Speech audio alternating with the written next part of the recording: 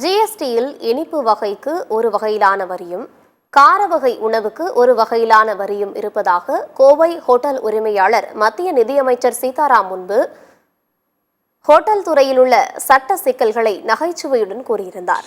இந்த வீடியோ சமூக வலைதளங்களில் வைரலானது. இதற்கு நிர்மலா சீதாராமன் உணர்ச்சி பொங்க விளக்கமளித்துள்ளார். அடுத்தது காபி குடிக்கணும், காரம் வேணுங்கிறது.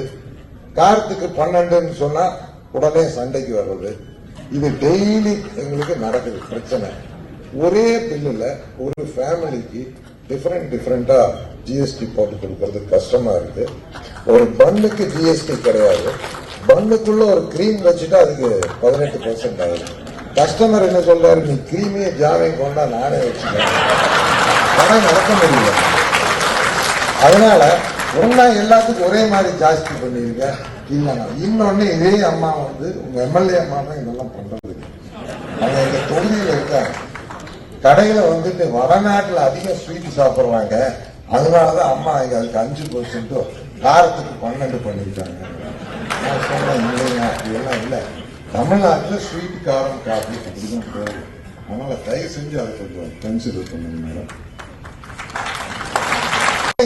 இந்தியா குறை சேர்த்து நீங்க ஏற்றி விட்டாலும் ஒரே மாதிரியே பண்ணணும், தனித்தனியா வைக்காது. ஏன்னா வீடு ஒரு ஃபேமிலி கம்ப்யூட்டர் தண்டது மேடம். அது ஜிஎஸ்டி ஆபீசருக்கு இன்புட் கிரெடிட் எடுக்கிறப்போ ஒரே கிச்சன்ல தான் எல்லாம் பண்றாங்க. இன்புட் எடுக்கிறப்போ அதே கேஸ், அதே ஸ்வீட் மாஸ்டர், அதே கடலை மாவு, அதே மைதா மாவு, இன்புட் எப்படி மேடம் எடுக்க முடியும்? அதுல ஆபீசர்ஸ் பண்ணிடுறாங்க. அவங்களுக்கும் ஹெல்ப் பண்ணுவாங்க.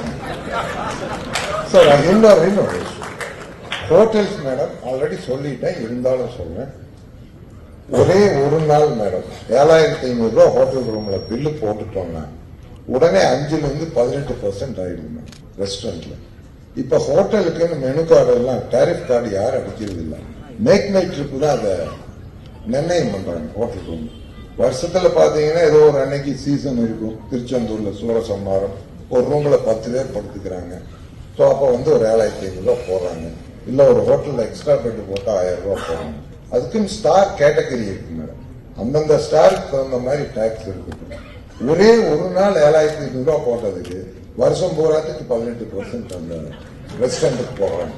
அது நியாயமான ஒரு விஷயம் இல்லை மேடம். டெஃபினட்டா ஒரு மால்ல யாரோ ஹோட்டல் நடத்துறாங்க மேடம். இந்த மால்கார கீழே வைக்கிற எல்லா ஃபுட் அவுட்லெட்டுக்கும் 18% ஜிஎஸ்டி வருது.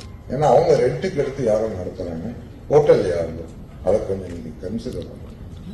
அவர் கேள்வி கேட்கல, பன்னுக்கு இப்படி ரேட்டு, பன்னுக்கு டாக்ஸ் இல்லைங்க, ஆனா பன்னுல கிரீம் போட்டு கொடுத்தா அது வேற ரேட்டா இருக்கு, இதெல்லாம் எங்க கம்ப்யூட்டரால ஏத்துக்க முடியல, கம்ப்யூட்டரே தின்னுறதுன்னு ரொம்ப ஜனரஞ்சகமா பேசினார்.